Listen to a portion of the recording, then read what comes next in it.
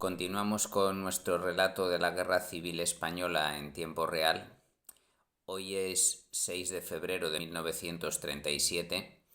y esta semana ha concluido el temporal de lluvias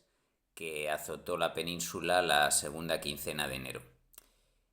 Esto permite que las operaciones militares se reanuden con fuerza, tanto en el sur como en el centro de la península. Habíamos visto que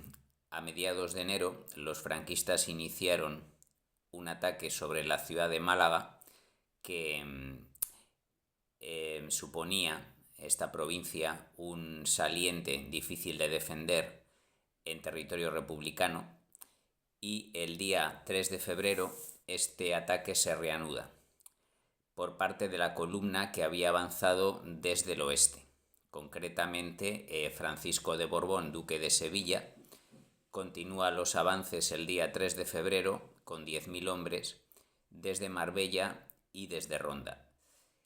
El día 4, al norte de la ciudad de Marbella, ocupan la localidad de Ojén, superando las defensas de 5.000 milicianos republicanos que todavía no han pasado a la categoría de brigadas mixtas. Málaga ya vimos que sufre una desorganización bastante fuerte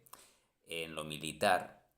y una falta de moral de combate bastante pronunciada debido a las escasas ayudas que ha recibido por parte del gobierno central republicano.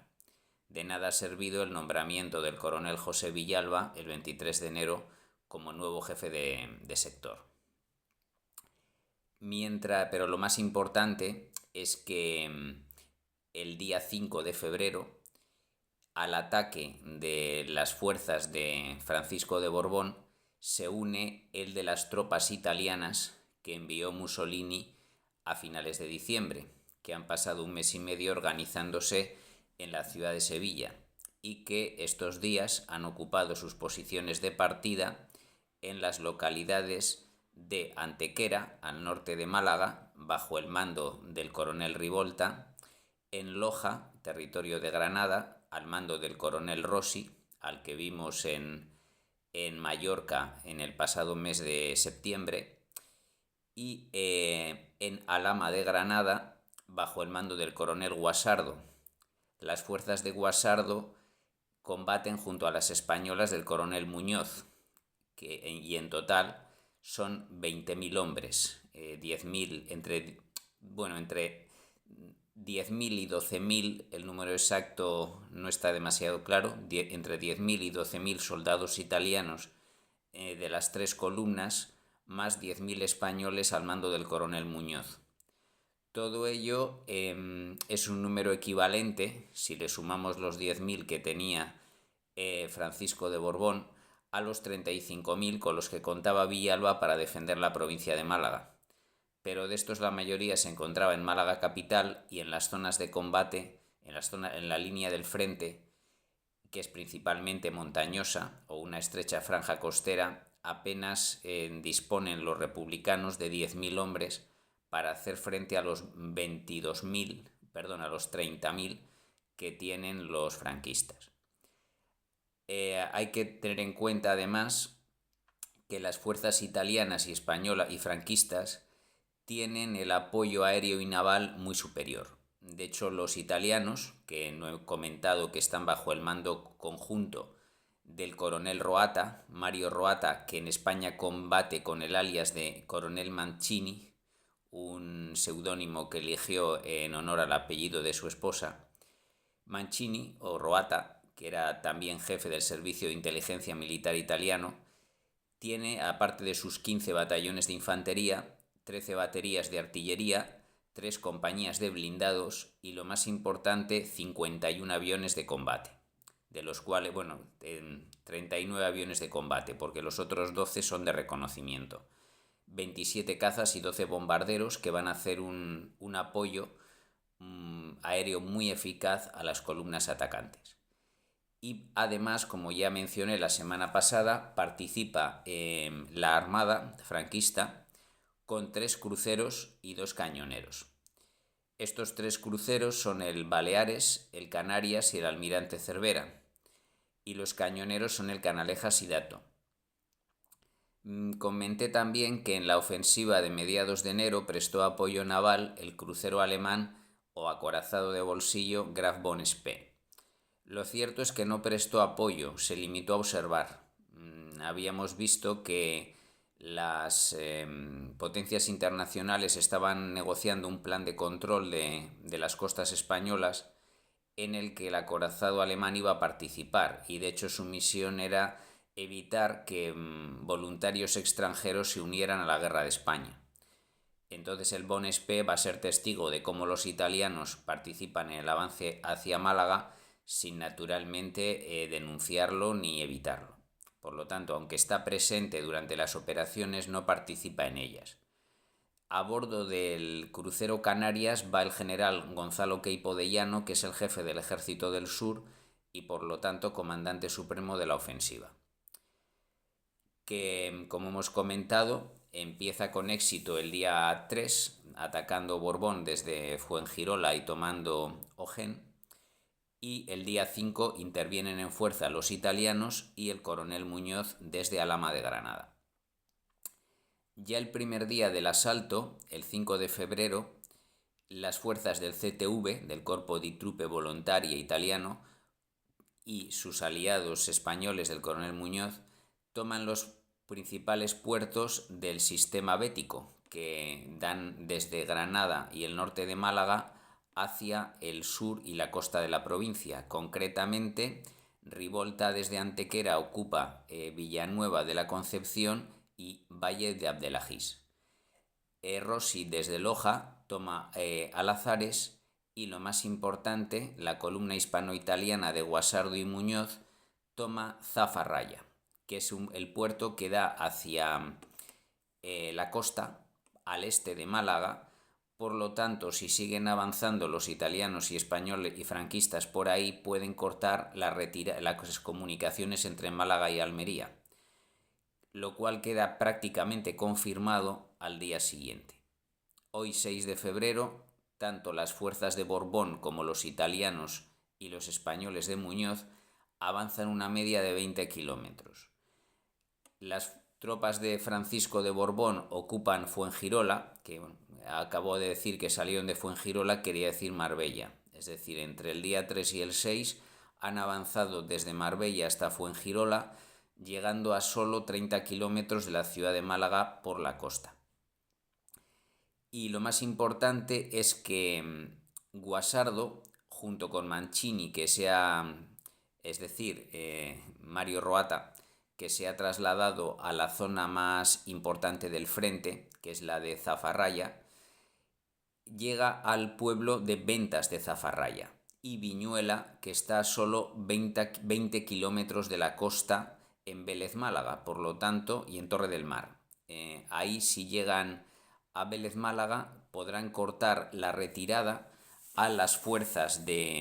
republicanas si decidieran escapar hacia Almería. La caída de Fuengirola y sobre todo la aproximación de los franquistas hacia Vélez Málaga provoca la desbandada en la capital malagueña, tanto de civiles como de militares. Unos 100.000 civiles, que es una cifra enorme para la época, optan por huir de la ciudad de Málaga por la carretera de Almería para evitar represalias de los franquistas. Y mientras tanto, el coronel Villalba, sin consultar con el alto mando republicano, ordena la retirada general hacia Nerja. Puede tomar esa decisión, o considera que puede tomarla, porque el 1 de febrero ha sido nombrado jefe del Ejército del Sur, pero más tarde será sancionado por ordenar la retirada de una capital de provincia tan sensible sin consultar con el gobierno y con el alto mando militar en Valencia. Lo que ordena Villalba es que las fuerzas armadas, los milicianos y el alto mando se retiren desde Málaga hacia la localidad de Nerja, que es prácticamente la última población importante de la provincia de Málaga por la carretera de la costa. Así evitarán ser copados si caen Vélez Málaga y Torre del Mar, lo cual se prevé pronto. Por lo tanto, empieza una desbandada o huida, que será conocida por esos nombres en andaluz, desbandá o huida, a lo largo de esa carretera durante los próximos días. Y será una retirada bastante sangrienta por los bombardeos de la aviación y de la marina franquista, que no discriminarán entre civiles y militares. Sin embargo, como esto tendrá lugar sobre todo a partir de mañana, aunque la orden de retirada se da hoy 6 de febrero, profundizaré en ello en el próximo vídeo. Por lo tanto, las cosas pintan muy mal para la Málaga republicana al terminar el día de hoy, y al mismo tiempo, hoy 6 de febrero, los franquistas desatan su ofensiva en la provincia de Madrid, que la habían abortado al producirse el temporal de lluvias de finales de enero. Esta ofensiva, recuerdo, que tenía como objetivo cortar la carretera nacional 3, es decir, la carretera de Valencia, que era la única de las 6 nacionales que estaba completamente en manos de la República. Comunicaba Madrid con Valencia, es decir, la principal ciudad de la República con su nueva capital, y era la principal vía de suministros para los defensores de Madrid. Esa era la primera fase de la ofensiva, cortar la Nacional 3 a la altura de Arganda del Rey, y en la fase 2 llegarían a Alcalá de Henares en la Nacional 2. Hoy es el día inicial de la ofensiva y tienen lugar importantes movimientos. Es un ataque que sorprende completamente a las fuerzas republicanas, que de hecho estaban preparando su propia ofensiva en este sector, pero aún no habían trasladado tropas de importancia allí, porque la falta de entendimiento entre el general Pozas, jefe del Ejército del Centro, y el general Miaja, frente de las fuerzas defensoras de Madrid, había retrasado la coordinación entre ambos líderes. Por lo tanto, las tropas republicanas, que tenían pensado atacar desde Cienpozuelos hasta la carretera de Toledo y desde Madrid hacia Navalcarnero, todavía estaban planeando esto sin haber organizado nada. Por lo tanto, el sector sur de Madrid tenía pocas fuerzas en comparación con las 5 brigadas, es decir, la división reforzada de Madrid, que había trasladado allí el general Varela, las mismas unidades que habían combatido en los asaltos hacia la carretera de La Coruña. Eran 5 brigadas que totalizaban 25 unidades tipo batallón, de las cuales 20 son fuerzas de élite porque habían pertenecido al ejército de África, 11 tabores de regulares, incluidos 2 de tiradores de Ifni Sáhara, y también un tabor de la Megala marroquí, es decir, no del ejército español sino del de Marruecos, 6 banderas de la Legión, 2 banderas de Falange, 2 cazadores de África y solo 4 batallones del ejército regular. Por lo tanto, contando 4 batallones de infantería regular y una bandera de la Falange, ya que la otra bandera de falangistas procedía de Melilla,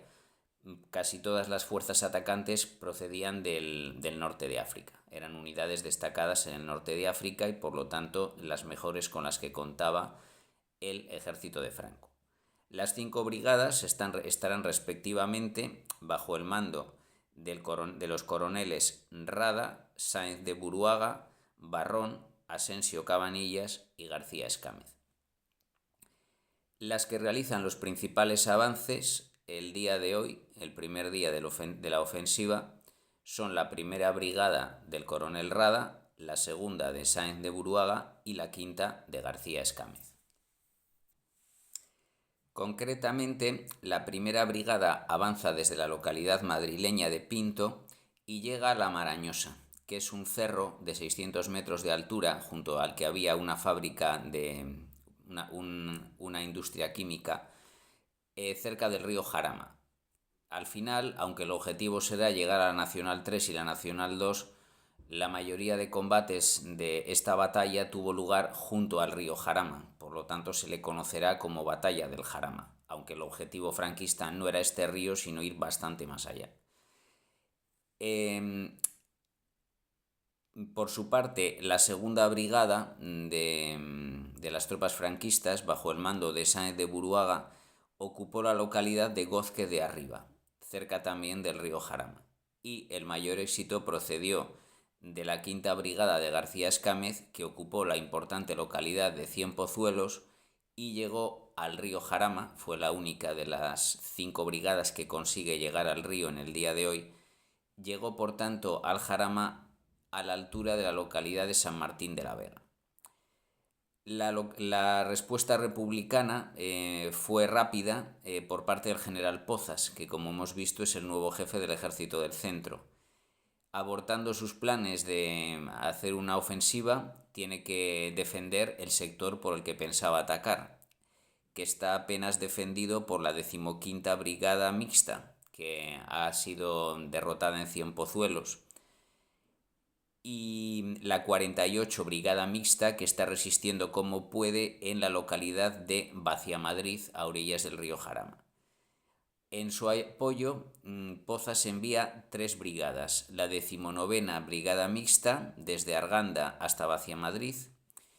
y que está al este del río Jarama;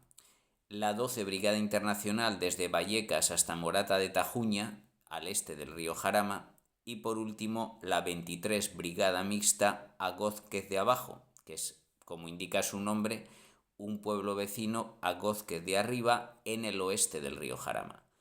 donde acaba de llegar la segunda brigada bajo el mando de Sáenz de Buruaga. Por lo tanto, ahora 4 brigadas republicanas harán frente a 5 brigadas franquistas, y el resultado de la batalla queda completamente abierto. Debido al imperativo cronológico, aquí tenemos que dejar este episodio, pero teniendo en cuenta que es un momento tan importante, con Málaga a punto de caer bajo amenaza de cerco y toda una batalla decisiva planteada en el río Jarama, aunque el tiempo histórico seguirá siendo de 7 días, el tiempo real será de 24 horas. Es decir, confío mañana poder presentar el siguiente vídeo